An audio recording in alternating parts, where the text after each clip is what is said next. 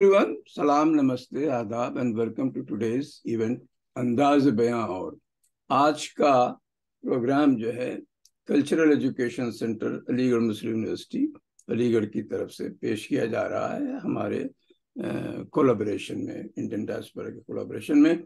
और इसको पेश करने वाले जो सब पोस्टर में आपने देख रहे होंगे कि प्रोफेसर एफ.एस. शिरानी इसको पेश कर रहे हैं और गज़ल आर्टिस्ट इंजीनियर मेराज निशात साहब हैं और प्रोडक्शन डिजाइनर जो है मुजम्मिल हयात भवानी है। तो वेलकम यू ऑल। और अभी जो है आप शिरानी साहब के हाथ में मैं ये देता हूँ ताकि वो इस इवेंट को बाकायदगी से शुरू करें। शिरानी साहब। जी शिरानी साहब। Cultural education centre Aligarh Muslim university की जानिब से Indian diaspora Washington DC metro के तमाम अरकान और मेहमान नाजरीन का इस स्टोरी टेलिंग सेशन में दिली खैर मकदम करते हैं। इस प्रोग्राम की डायरेक्शन मुजम्मिल हयात भवानी साहब की है, जो कि सीईसी के प्रोग्राम डायरेक्टर हैं। Music composition engineer Meraj Nishat साहब की है, जो कि सीईसी के म्यूजिक एडवाइजर भी हैं और बेगम अख्तर के शागिर्द भी।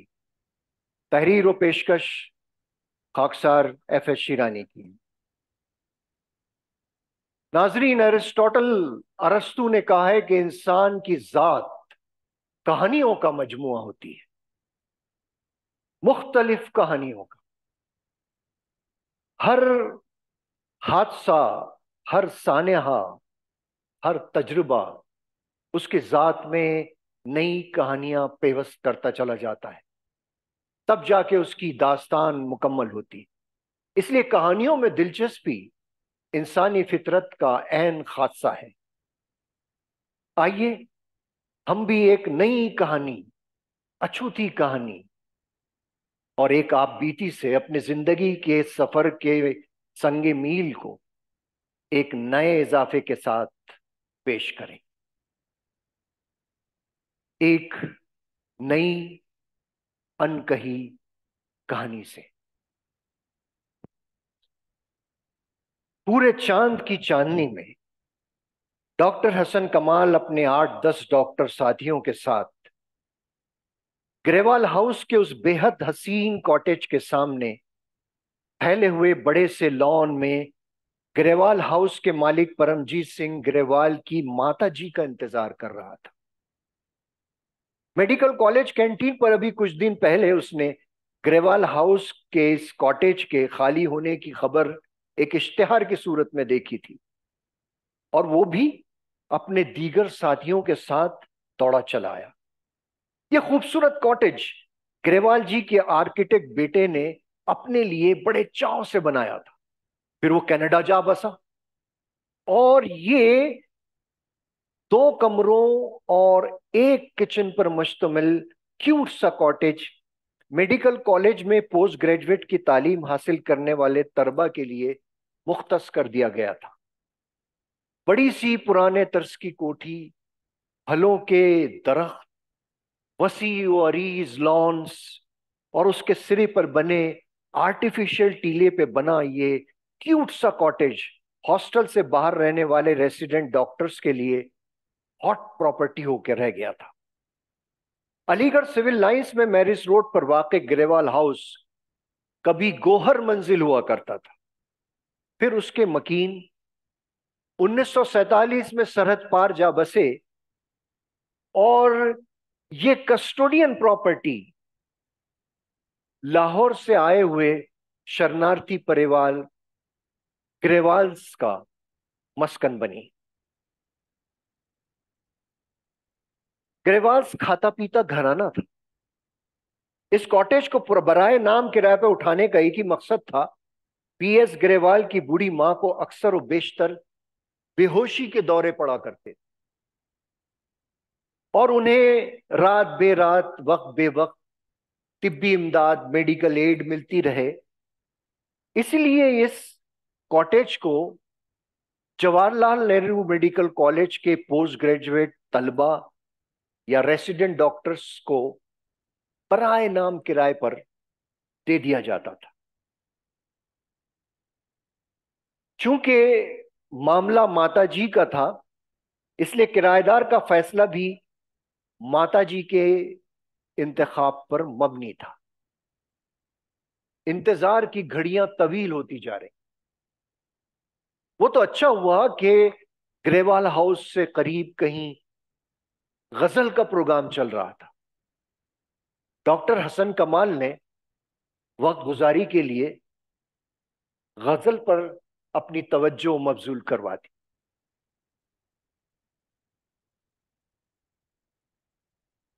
रुख पे हुस्ने बहार क्या कहना,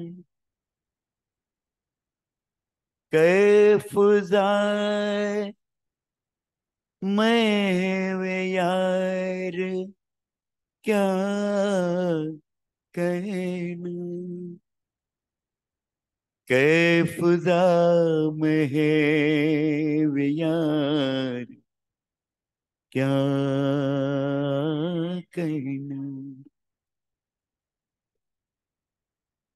रुख पे हुस्ने बहार क्या कहना, रुख पे हुस्ने बहार क्या कहना, कैफ दाम है वे यार क्या कहना, कैफ दाम है वे यार क्या कहना, रुख पे हुस्ने बहार क्या कहना।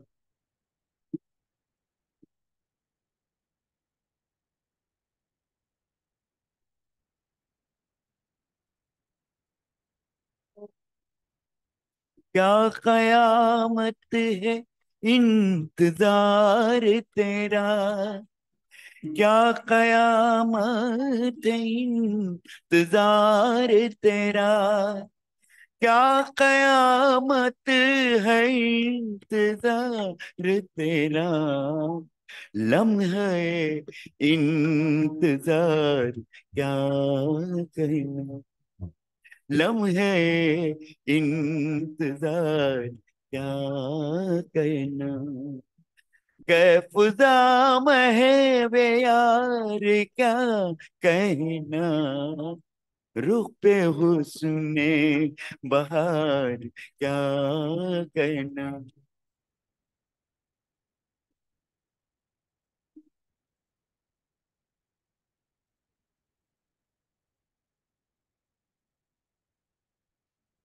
रूबरू भी नजर बचाते हैं, रूबरू भी नजर बचाते हैं, रूबरू भी नजर बचाते हैं, ऐ मेरे पर्ददार क्या कहना, ऐ मेरे पर्ददार क्या कहना, कैफुजा महे वे यार क्या कहना, रुख पे हुस्ने बहार क्या कहना।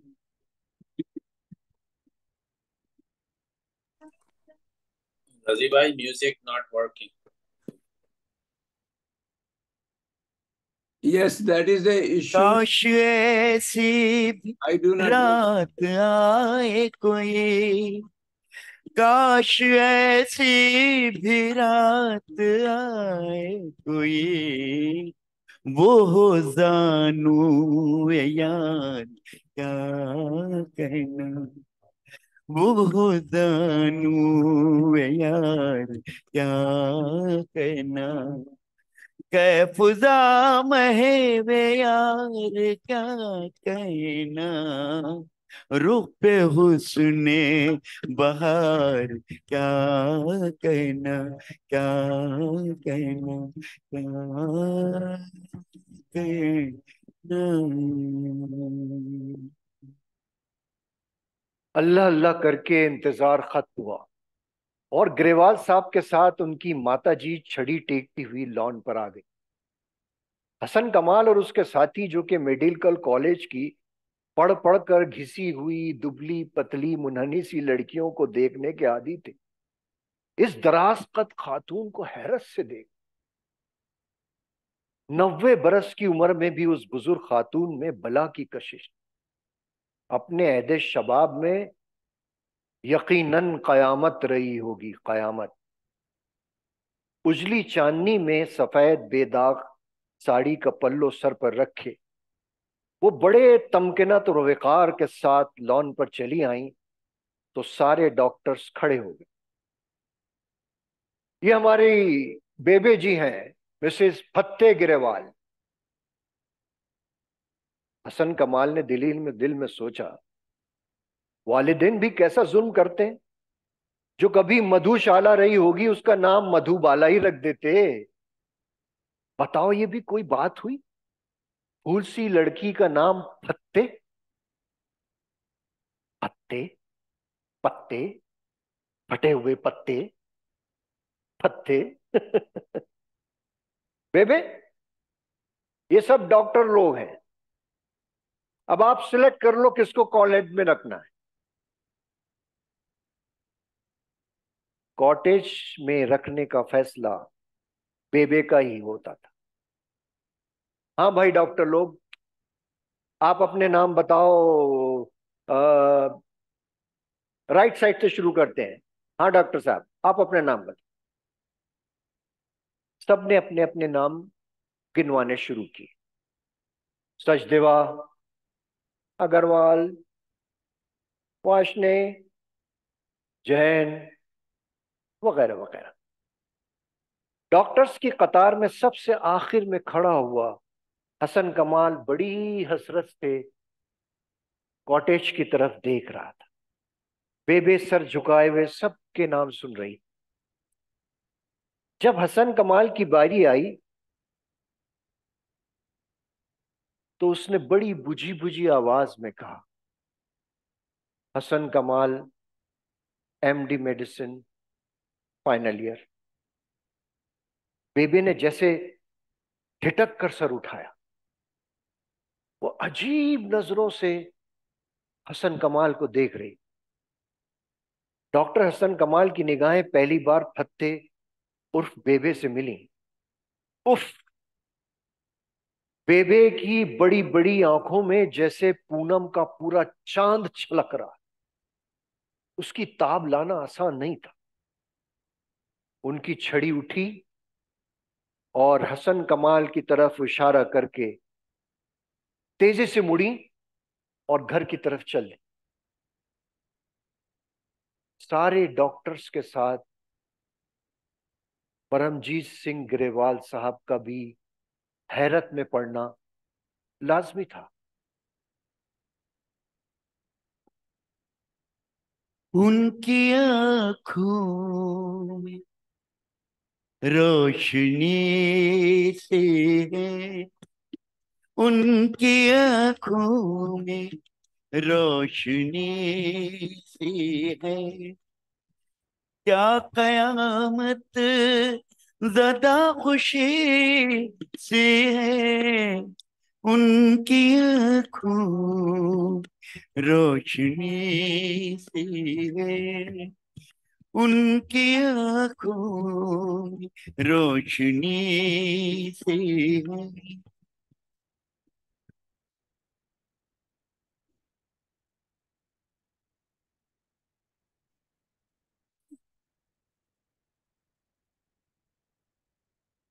हर घड़ी मुंतजिर सा रहता हूँ, हर घड़ी मुंतजिर सा रहता हूँ, शक्ल हर आपके से है, शक्ल हर आपके से है, उनकी आंखों में रोशनी से है।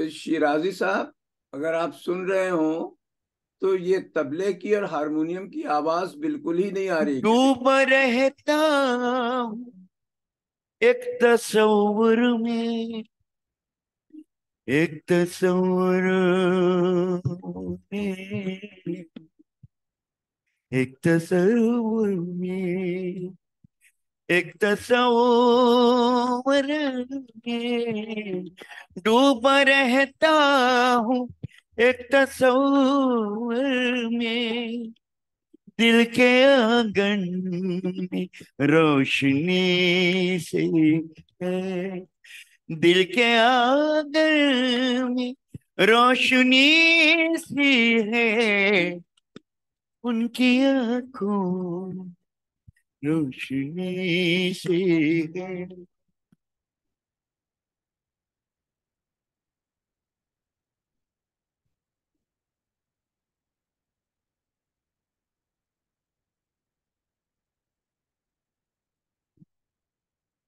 वो शेरे जुबान क्या कहे, वो शेरे आ,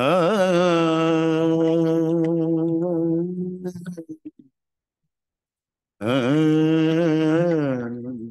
आ, आ, उफ वो शेरे जुबान क्या कहिए, उफ वो शीरी जुबान क्या कहिए, उनकी बातों में नगमगी सी है, उनकी बातों में नगमगी से है, उनकी आंखों में रोशनी सी है।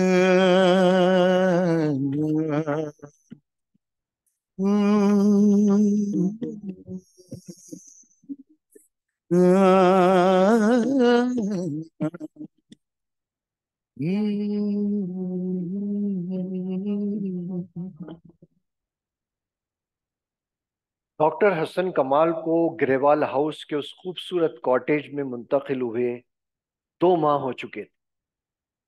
इस असना में मिसेस फत्ते ग्रेवाल को एक दफा भी बेहोशी का दौरा नहीं पड़ा।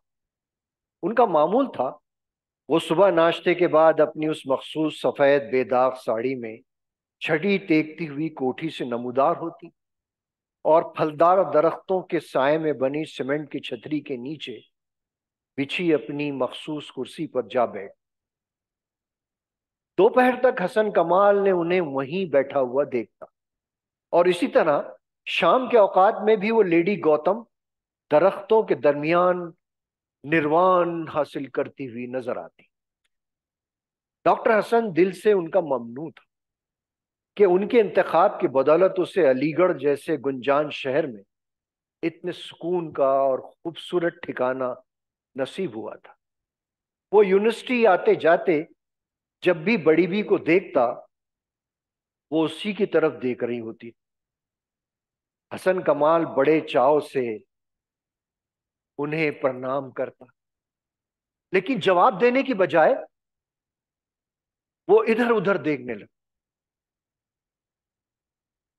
ते जाए हैं रुख से नकाब, आहिस्ता आहिस्ता सरकते जाए हैं रुख से नकाब, आहिस्ता आहिस्ता निकलता रहा है आफताब, आहिस्ता आहिस्ता सरकते जाए हैं रुख से नकाब, आहिस्ता आहिस्ता।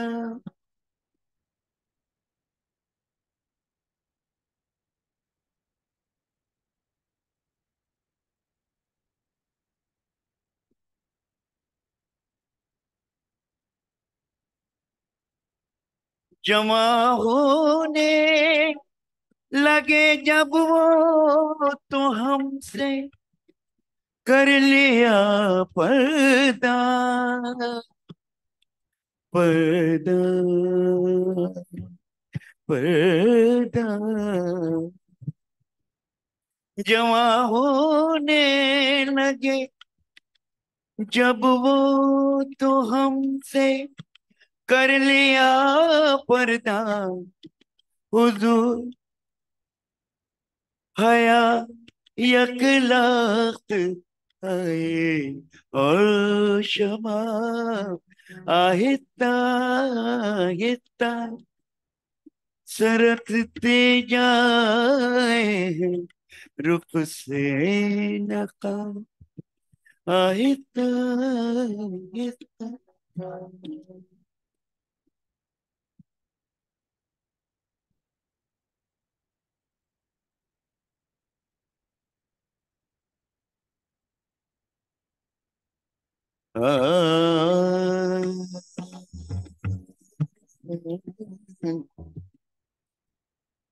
शबे फुरकत कमारा हूँ, शबे फुरकत का जागा हूँ।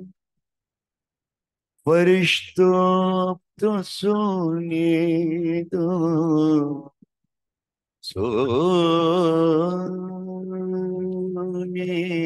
दो, सोने दो। शबे फुरकत का मारा हूँ, फरिश्तों अब तो सोने दो। कभी फुर्सत से करने ना हिसाब आहिस्ता आहिस्ता। कभी फुर्सत से कर लेना हिसाब आहिस्ता आहिस्ता। सरकते जाए रुख से नखाब आहिस्ता आहिस्ता।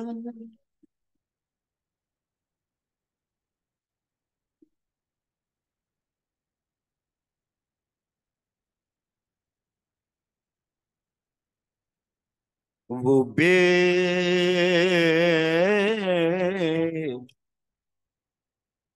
वो बेदर्दी से काम से सर काटे, अमीरों मैं कहूँ से वो बेदर्दी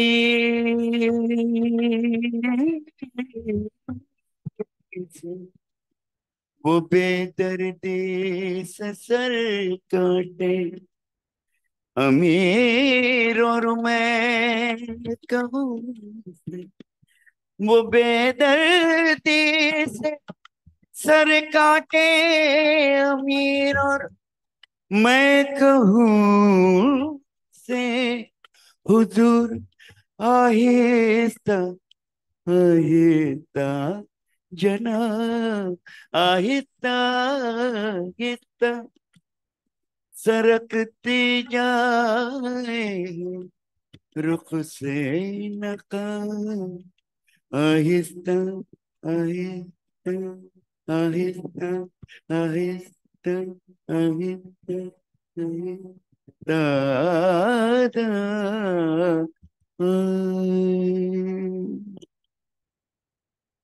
कॉलेज वीक चल रहा था। हसन कमाल ने एक ड्रामे में पठान चौकीदार का पार्ट अदा किया। देर रात को ग्रेवाल हाउस जाने की बजाय वो यार दोस्तों के पास टिक गया। सुबह वो नींद से बेदार होकर उसी ड्रामे वाले पठानी कॉस्ट्यूम शलवार कुर्ते ही में ग्रेवाल हाउस चला आया। बेबे उसी तरह छतरी के नीचे कुर्सी पर बैठी हुई थी। डॉक्टर हसन ने अपनी बाइक खड़ी की, अपने दिन के कपड़ों का बैग उठाते हुए एक उचटती हुई नजर बेबे पर डाली। उनका चेहरा धुआं धुआं सा हो रहा था। ऐसा लग रहा था जैसे वो अभी चीख पड़ेगी। हसन कमाल को अपनी गलती का एहसास हुआ कि बड़ी बी को उसका शलवार कुर्ते में मलबूस होना पसंद नहीं आया। उसने गड़बड़ाकर कॉटेज का दरवाजा खोला और अंदर दाखिल होते ही जल्दी से अपने पठानी सूट उतार फेंका। हसन अपनी काहिली को कोस रहा था कि कपड़े चेंज करके ग्रेवाल हाउस आना चाहिए था, अब क्या होगा। डोरबेल की आवाज सुनकर डॉक्टर हसन कमाल के रहे सहे औसान भी जाते। दरवाजे पर ग्रेवाल साहब का नौकर खड़ा था। डॉक्टर साहब, दादी को बेहोशी का अटैक आया है, चलिए जल्दी चलिए।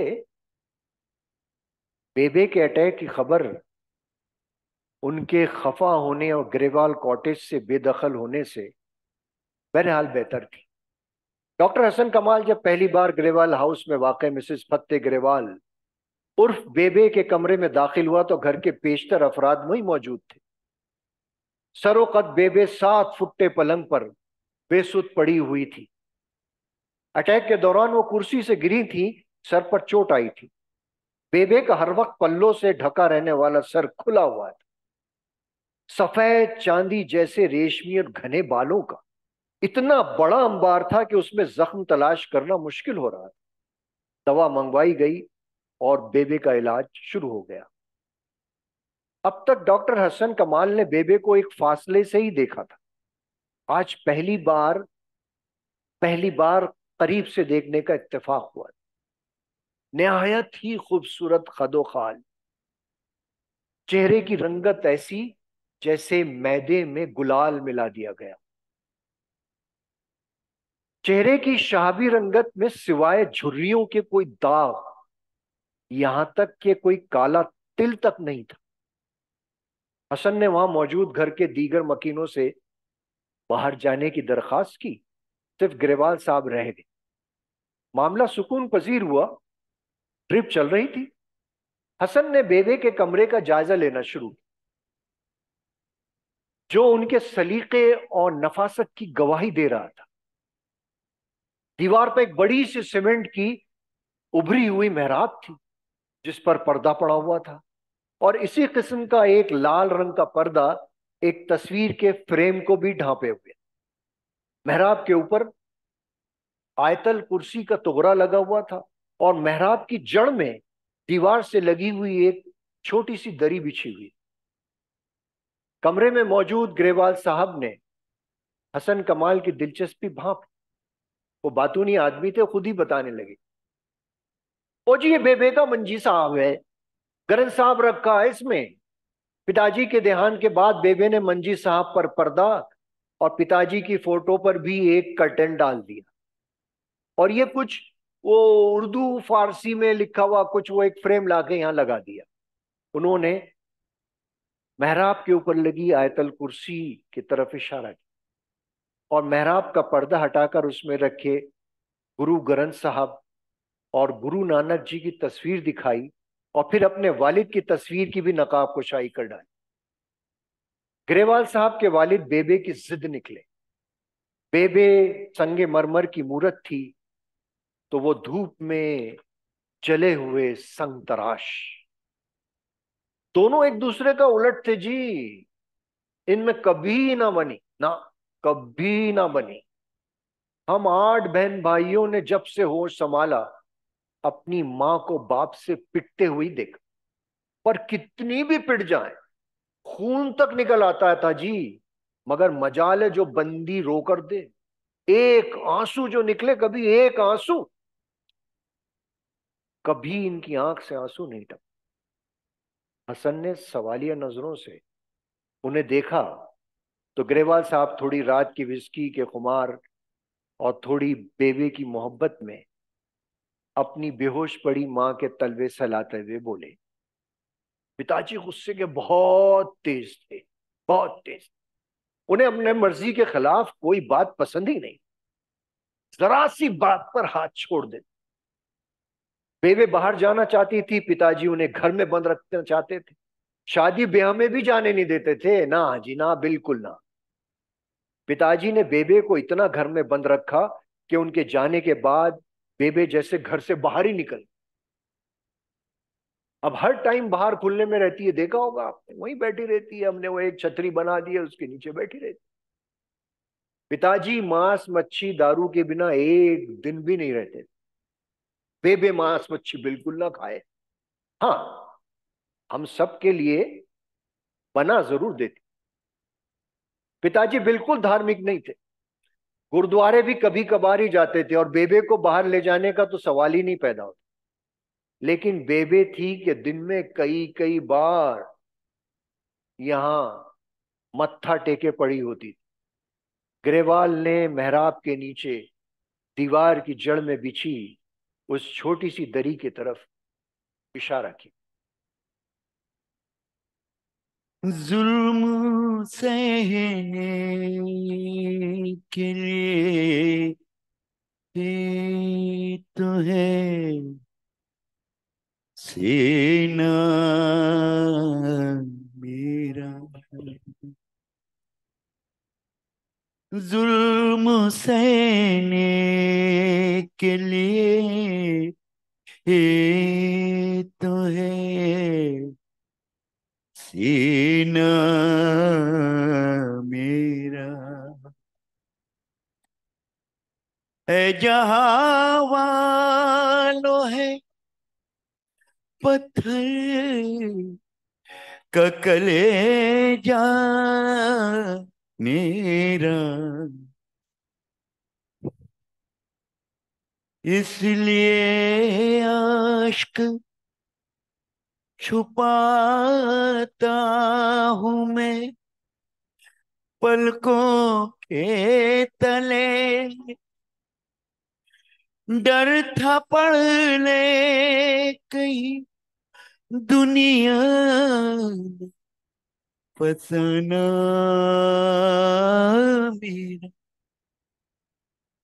मेरे हालात पे आया न किसी को भी तरस, मेरे हालात पे आया न किसी को भी तरस, मेरे हालात पे आया न किसी को भी तरस, उठ कर रोया तो बस पाँव का छाला मेरा, पाँव का छाला मेरा। ये बेहोशी का चक्कर कब से शुरू हुआ? डॉक्टर हसन कमाल का एकेडमिक इंटरेस्ट जाग उठा। वही वही मार कुटाई। ग्रेवाल साहब फीकी सी हंसी हंसकर, मतलब? ग्रेवाल साहब ने अपनी आवाज धीमी की, एक नजर बेबे को देखा, अपने पिताजी की फोटो को दोबारा पर्दे से ढांका और बेबे की बेहोशी के राज से पर्दा उठा दिया। अरे डॉक्टर साहब, मैंने बताया ना, पिताजी को दारू शारू की लत थी। वो छत पर अपने दोस्तों के साथ पी पिला रहे थे। हमारी बेबे पीर फकीरों में, साधु संतों में बड़ा विश्वास कर। किसी बाबा ने कह दिया कि ये रमजान का महीना चल रहा है, इसमें घर में दारू शराब नहीं आनी चाहिए। बस पहले बेबे ने हम बच्चों को ऊपर भेजा कि पिताजी को शुगल करने से मना करें। पिताजी ने हम सबको डांट के भगा दिया, एक को दो को हाथ मारा भी। हम रोते धोते माता जी के पास आ गए तो बेबे खुद ही कोठी की छत पर पहुंच गए। पिताजी को कहां बर्दाश्त था, उनका गुस्सा आसमान को छू गया। उन्होंने बेबे को छत से नीचे फेंक दिया। किस्मत की धनी थी, नीचे घने पेड़ थे, टहनियों से लगती, उलझती, नीचे गिरी, पसली टूटी, हाथ फ्रैक्चर हुआ, सर फटा। 1 महीने तक अस्पताल में रही, उलट पुलट करके सही सलामत घर आ गए। मगर तब से इन्हें बेहोशी के दौरे पड़े। बेबे को होश आ गया, उन्होंने आंखें खोल दी। ग्रेवाल साहब मां को होश में देखकर खुश हो गए। कैसी हो बेबे? बड़े ही काम के डॉक्टर साहब निकले, तुमने इन्हें सही सिलेक्ट किया, कितनी जल्दी तुम्हें होश में ले आए। बेबे डॉक्टर हसन कमाल को ऊपर से नीचे तक एक टुक देख रही थी। उफ, उन झुर्रियों के जाल में फंसी हुई बड़ी बड़ी बादामी आंखों में कितना कर्व था। उनकी ताब लाना वैसे ही आसान नहीं था। डॉक्टर हसन ने अपनी बेचैनी छुपाने के लिए बेबे का मुआयना करने की नाकाम कोशिश की। बेबे का लरसता हुआ हाथ उठा और हसन कमाल की कलाई पर जम गया।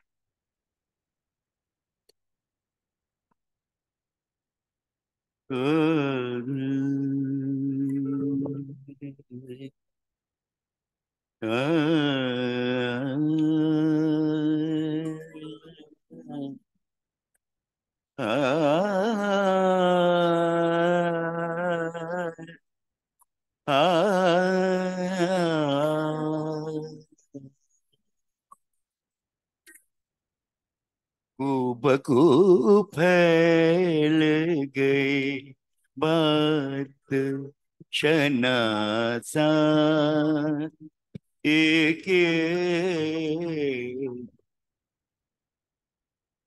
बखूब फैल गई बात शनासाई, ये बखूब फैल। उसने खुशबू की तरह, उसने खुशबू की तरह मेरे पतिराए की बखूब फैल गई बात शर्मासाई की।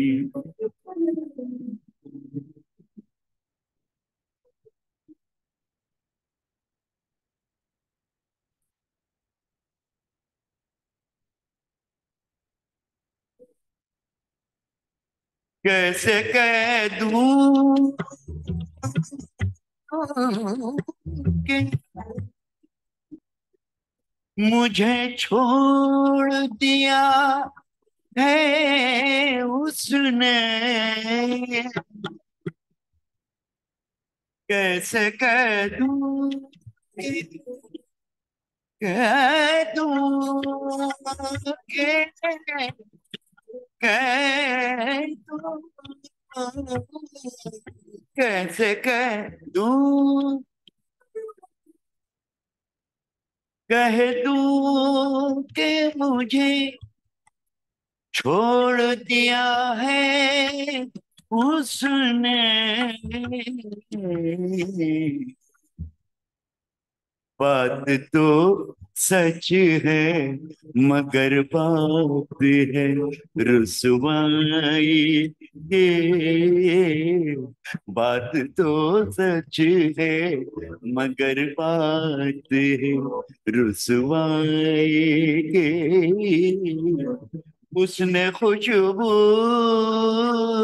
की तरह, उसने खुशबू की तरह मेरी पजीराई की बखूब फैल।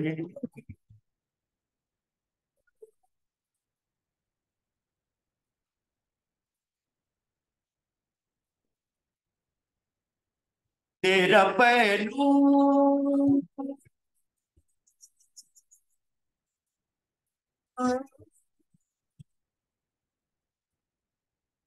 तेरा पहलू तेरा पहलू तेरे दिल की तरह बात रहे,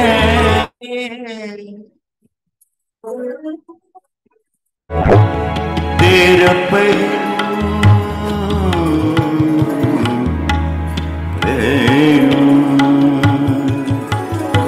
तेरा पहलू तेरा पहलू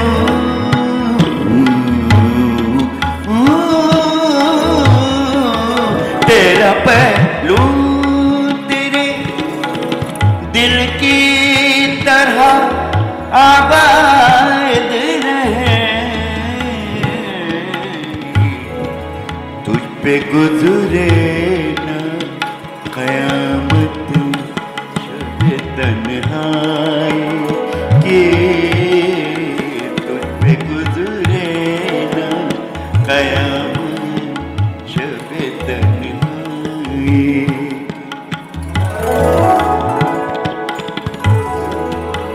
वो कहीं भी गया लौटा तो मेरे पास आया, वो कहीं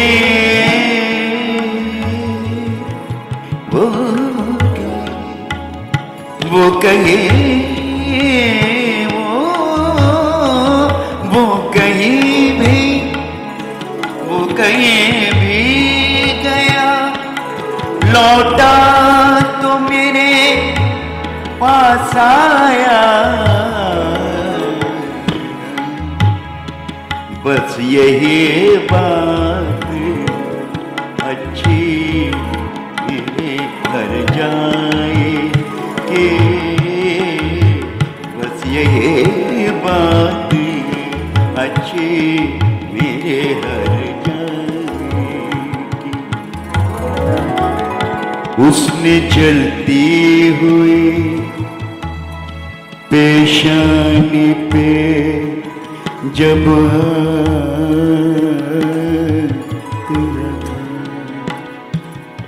उसने जलती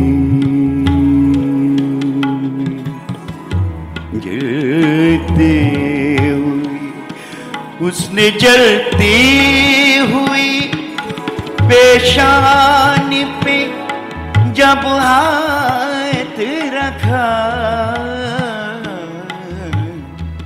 रूह तक आ गई तासीर मसीहाई के, उसने खुशबू की तरह उसने खुशबू की तरह मेरी पजीराई की, बकू फैल गई बात शनासाई,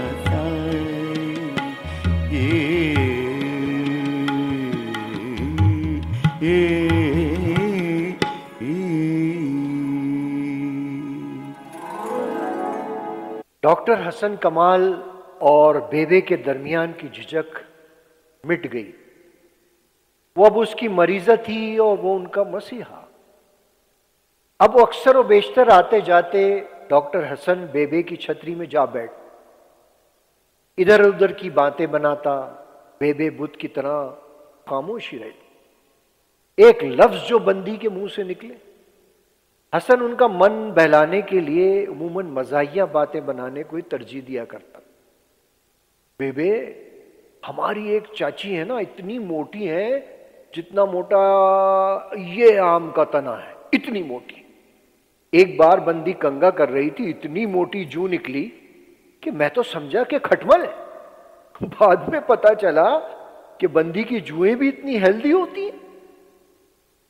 बेबे के खुश्क लब तब भी मुस्कुराहट से बेगाना, और वो हमेशा की तरह खामोश रहते। बस चेहरे की चंबल में मुस्कुराहट की बरसाती नदी से निकल जाती, फिर वही रेत की रेत।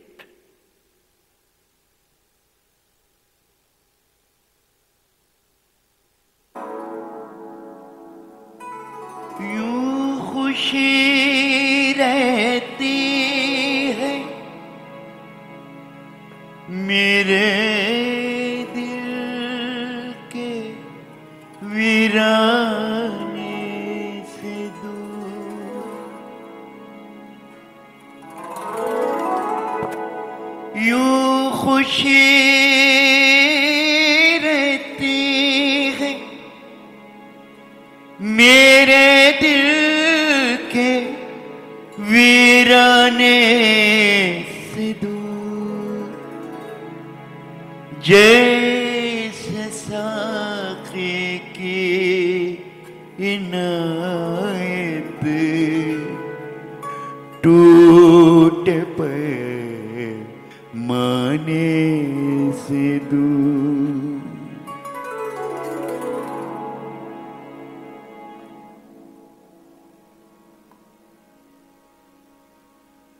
बेबे की गिलाफी आंखों के प्याले हर वक्त आंसुओं से लबरेज डबडबाए से रहते, जैसे कोई बस रोने को है। उनकी आंखों को देखकर हसन कमाल को बेख्तियार किसी जाकिर के कहे हुए अल्फाज याद आ जाते थे कि करबला के दर्दनाक सहने के बाद ता जिंदगी हजरत ज़ैनब बिन अली की आंखें आंसुओं से लबरेज ही रही।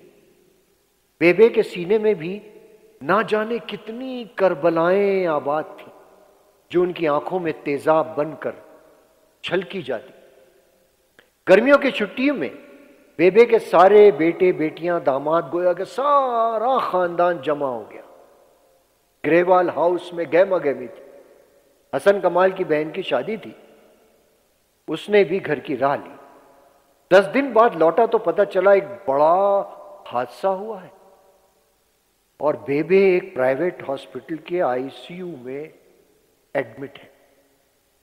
बास-पुर्स करने पर पता चला कि कुछ बिल्डर्स ने बेबे के बेटों को खतीर रकम का ऑफर दिया था कि वो ग्रेवाल हाउस की प्रॉपर्टी उन्हें फरोख्त कर दे। कुछ पॉलिटिकल प्रेशर और धमकियां भी दी गई थी। बेबे की औलादों से ज्यादा उनके दामाद जायदाद को बेचने के हक में थे, लेकिन बेबे कतई तैयार नहीं। रात के वक्त सब छत पर स्कीम बना रहे थे कि बेबे छड़ी टेकती हुई ऊपर पहुंच गई और सबका फैसला सुनकर सदमे से उन्हें वहीं दौरा पड़ा जहां से कभी उनके शौहर ने उन्हें फेंका था, और वो जीने की 20 सीढ़ियों से लुढ़कती पुढ़कती नीचे आ रही।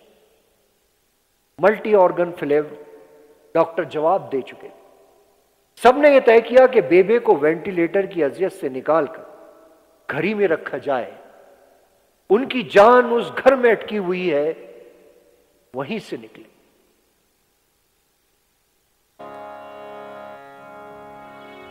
न किसी के आँख का नूर, न किसी की आँख का नूर, न किसी के दिल का करार हूँ, जो किसी के काम ना सके। मैं वो एक मुश्ते गुबार हूँ, न किसी की आँख का नूर,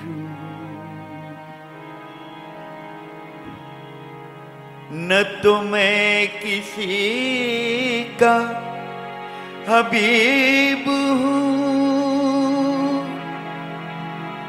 न तो मैं किसी का रकीब हूँ,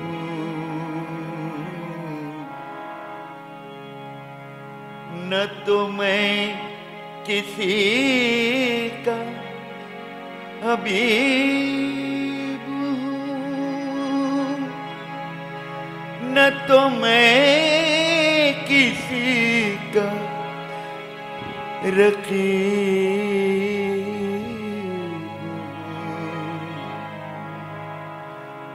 जो बिगड़ गया वो नसीब, जो उजड़ गया वो दया,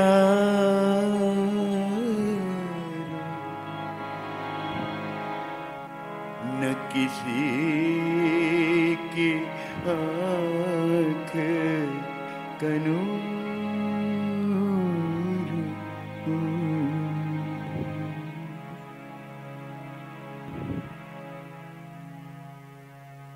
डॉक्टर हसन कमाल ने लाइफ लाइन मेंटेन रखने की खुद जिम्मेदारी ले ली और बेबे को ग्रेवाल हाउस में उन्हीं के कमरे में मुंतकिल कर दिया। जब बेबे को उनके बिस्तर पर लिटाकर डॉक्टर हसन ने तिब्बी आलात नस्ब कर दिए तो ग्रेवाल साहब ने मंजी साहब के मेहराब से पर्दा हटाया और बेबे को सहारे से उठाया गया। बेबे, वाही गुरु के दर्शन कर लो बेबे। ग्रेवाल साहब की धर्मपत्नी ने बेबे को मोहब्बत से पुकारा। बस वही लम्हा था कि बेबे के मुंह से कराहें निकलनी शुरू हो गई। बज़ाहिर वो बेहोश थी, लेकिन हमेशा बंद रहने वाले उनके कोमल से मुंह से हाय हाय और कर्राहों के खारों की एक बाढ़ थी कि निकली चली जा रही। रात होते होते उनका गला बिल्कुल बैठ गया।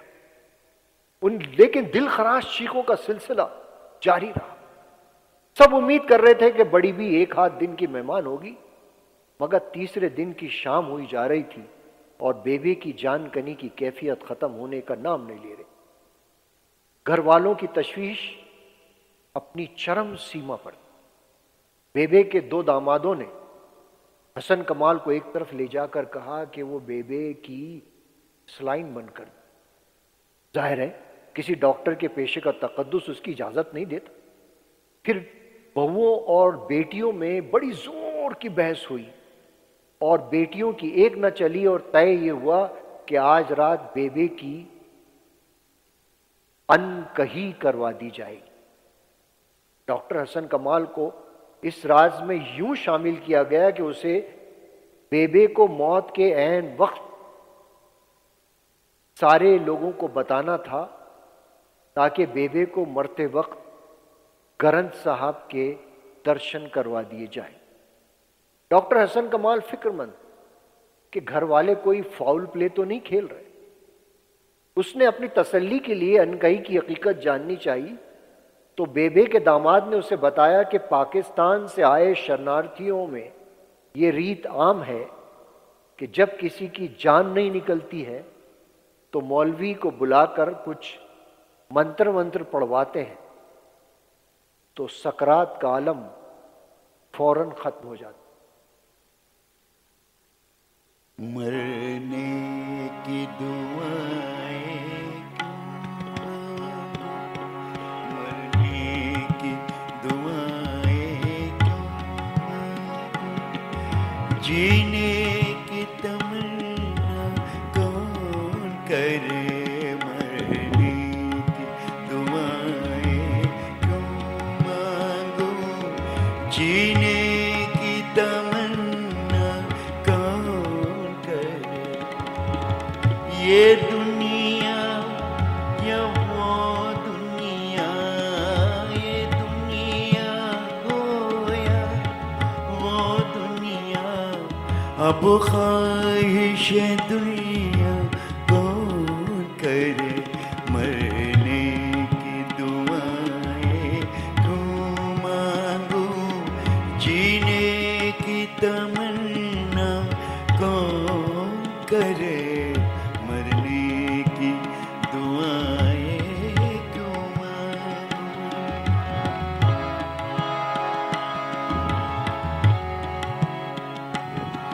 जब कश्ती साबित सालिम थी, जब कश्ती साबित सालिम थी, साहिल की तमन्ना किसको थी जब कश्ती साबित सालिम थी साहिल की तमन्ना किसको थी साहिल की तमन्ना किसको थी अब ऐसी शिकस्ता कश्ती फिर अब ऐसी शिकस्ता कश्ती पर साहिल की तमन्ना कौन करे मरने की दुआएं क्यों मांगूं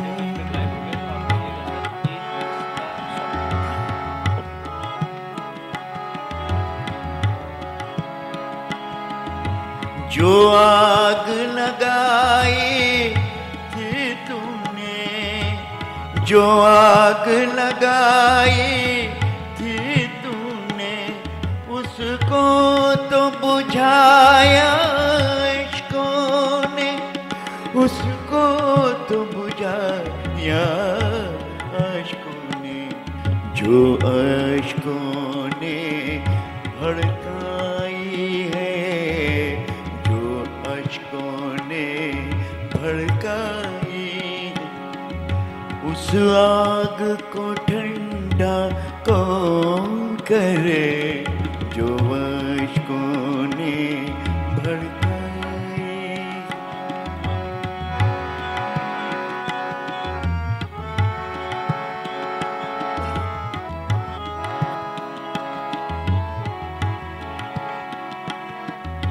दुनिया ने हमें छोड़ा जज्बी दुनिया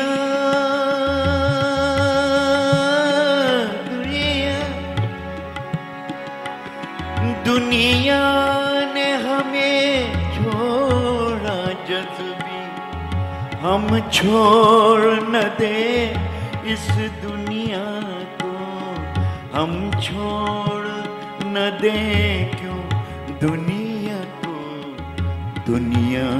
को समझ कर बैठा हूँ दुनिया को समझ कर बैठा हूँ अब दुनिया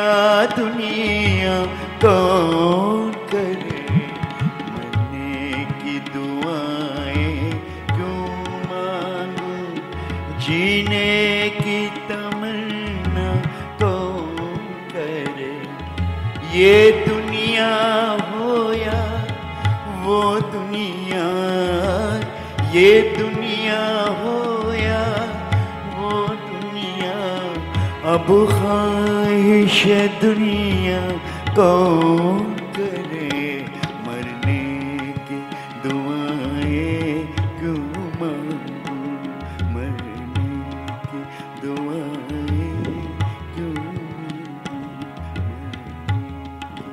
दुआएं क्यों मांगूं। रात के पहले पहर डॉक्टर हसन को बेबे के कमरे में ले जाया गया। घर के तमाम अफराद सरों पर रुमाल और आंचल लपेटे सरासीमा से खड़े हुए जैसे मलेकुल मौत का इंतजार कर रहे। बेबे बदस्तूर कर रहे जा रही। थोड़ी देर में ग्रेवाल साहब के साथ एक मौलवी साहब कमरे में दाखिल हुए। डॉक्टर हसन कमाल उन्हें पहचान गया और वो भी उसे देखकर मुस्कुरा दी। ये मौलवी साहब अक्सर मरीजों की सिफारिश लेकर उसकी ओपीडी में आया करते थे। उनका ताल्लुक पंजाब के शहर मालिया और कोटला से था। मौलवी साहब के बेबे के कमरे में दाखिल होते ही वहां मौजूद खवातीन की सिसकियां तेज तेज हो गई। मौलवी साहब ने डॉक्टर हसन कमाल से बेबे की कैफियत पूछी, फिर दो जानू होकर बेबे की पलंग की पट्टी से लगकर बैठ गए। उन्होंने बेबे का नाम पूछा। बैक वक्त कई लोगों ने बताया, फत्ते देवी ग्रेवाल। फत्ते? मौलवी साहब ने सर झुका दिया। उनकी दाढ़ी सीने से जा लगी। वो थोड़ी देर तक तासुफ के अंदाज में सर हिलाते रहे। फिर वो जब बोले तो उनकी आवाज के इर्तियाश को साफ महसूस किया जा सकता था। मौलवी साहब ने बेबे उर्फ फत्ते देवी के कान के करीब मुंह लाकर बेबे के शाने को हिला हिलाकर सदा देनी शुरू की। फातिमा, ए फातिमा बीबी, मैं कलमा पढ़ रहा हूं, कलमा पढ़ोगी ना बीबी? फातिमा, ए फातिमा बीबी। डॉक्टर हसन कमाल फटी फटी आंखों से देख रहा। मौलवी साहब कलमा शहादत पढ़ रहे थे और फातिमा बीबी उर्फ फत्ते की दिलखराश चीखें यकलख्त खत्म हो गई। उनके जर्द होठ अल्लाह के कलाम के साथ लरज रहे थे। कई दहाइयों से रुके हुए बेबे के वो आंसू एकदम यूं बह निकले थे जैसे आतिश फिशा का सीना फाड़ कर लावा निकल। कुरानी कलमात के दौरान बेबे के हलक से खरखर की आवाजें आने लगी और डॉक्टर हसन ने बेबे के मुआयने के दौरान इशारा किया और बेबे को गुरु ग्रंथ साहब के दर्शन कराने की कोशिशें नाकाम सी हो गईं। बेबे का सर लुढ़क चुका था। फातिमा बीबी अपने खालिक की हकीकी से जा मिली थी। कमरे में आह बुका फैल गई। डॉक्टर हसन भी हालात की सुतम जरीफी के एहसास से कांप रहा था। मौलवी साहब उसके बगल में आकर खड़े हुए और धीरे से बोले, ये मेरी तीसरी अनकही थी अल्हम्दुलिल्लाह। हमारे पंजाब में फातिमा नाम की बच्चियों को बीबी फातिमा के नाम की आहनत के अंदेशे से फत्ते की उर्फियत से बुलाया जाता है। फिर जैसे वो अपने आप से गोया हुए, दो हाथियों की लड़ाई में नुकसान सिर्फ जमीन का होता है। इंसानी जंगों में ये जमीन औरतों और बच्चों की शक्ल में फराहम होती है। हिंदो पाक के बंटवारे में बेशुमार हिंदू और मुसलमान औरतें जुल्म व बर्बरियत का शिकार हुई। कुछ राम राम करती वहां की कब्रों में जा सोई, कुछ अल्लाह अल्लाह करती यहां के चिताओं में खाक हो गई। फिर भी इंसान जंग व फसादात से बाज नहीं आता। मौलवी साहब ने हाथ उठाए। अल्लाह फातिमा बीबी की लाचारी, मजलूमियत और बेबसी की तुफैल उन्हें जन्नत नसीब फरमा। डॉक्टर हसन कमाल यानी मेरे मुंह से बमुश्किल तमाम बस इतना निकला, आमीन। पढ़े फातिहा कोई आए क्यों, कोई आके शम्म जलाए क्यों। पढ़े फातिहा कोई आए क्यों, कोई चार फूल चढ़ाए क्यों, कोई आके शम्मा जलाए क्यों। मैं वो बेकसी का मज़ार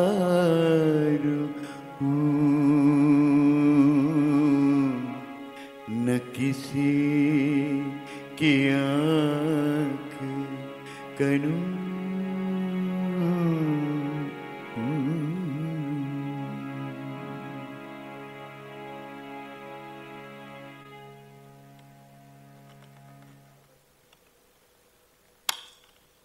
बहुत बहुत शुक्रिया।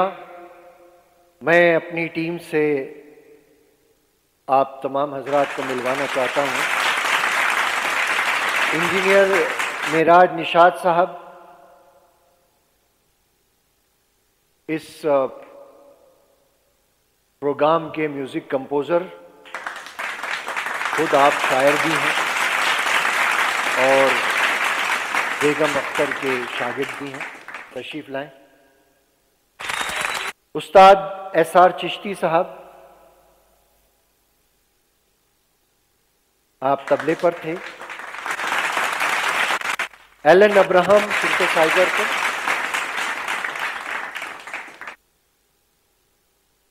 डायरेक्शन मुजम्मिल हयात भवानी साहब।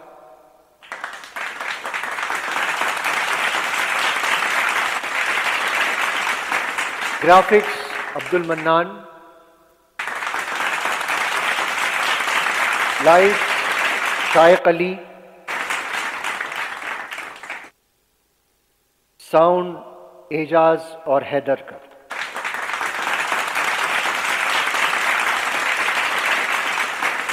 और स्टेज मैनेजमेंट और स्टेज क्राफ्ट तारिक और फरीद साहब का बहुत बहुत शुक्रिया।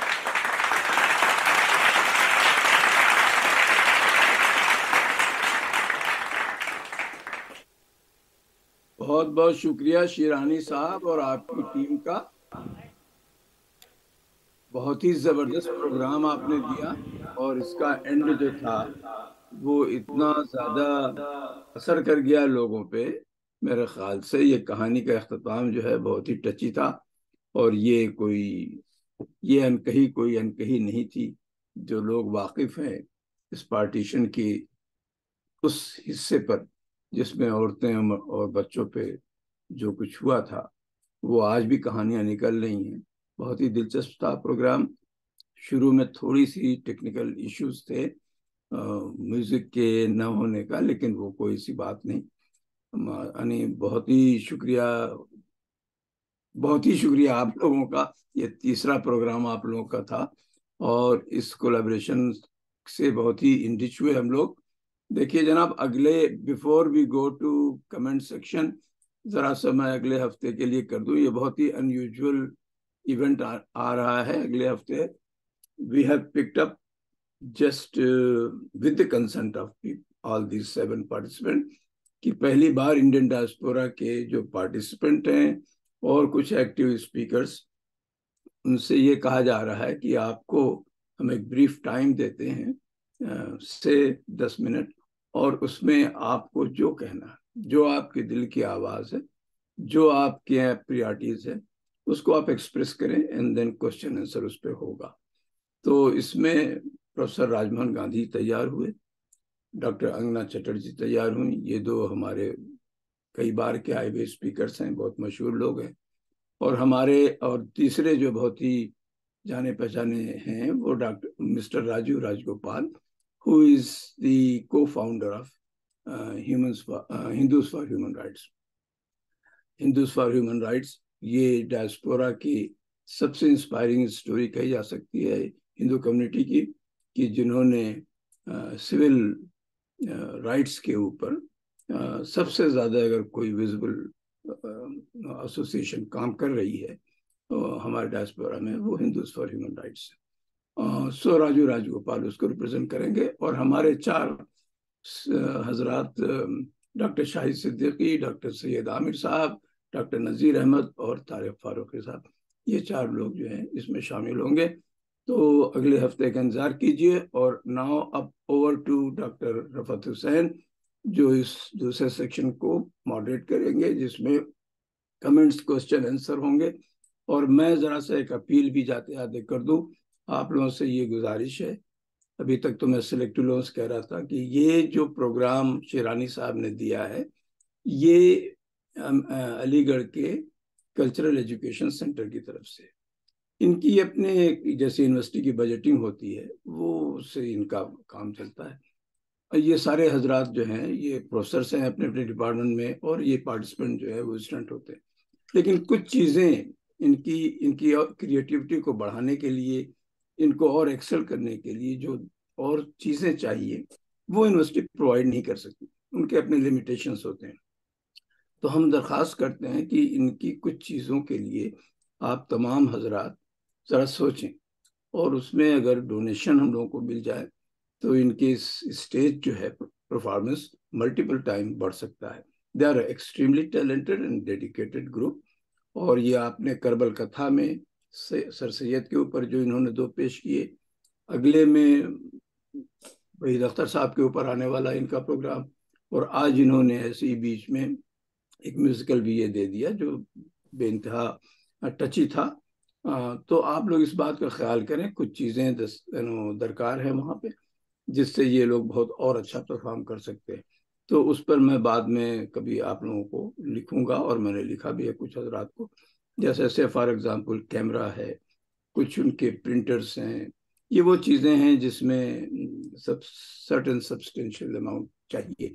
जो यूनिवर्सिटी की अपनी मजबूरियां होती हैं, यूनिवर्सिटी का एक बजट होता है, उससे बियॉन्ड नहीं जा सकते। तो ये हमारा फर्ज बनता है कि अलीगढ़ के इस सेक्शन को थोड़ा और हम लोग जो है सपोर्ट दें। तो इंशाल्लाह उस पर बात होगी। और ओवर टू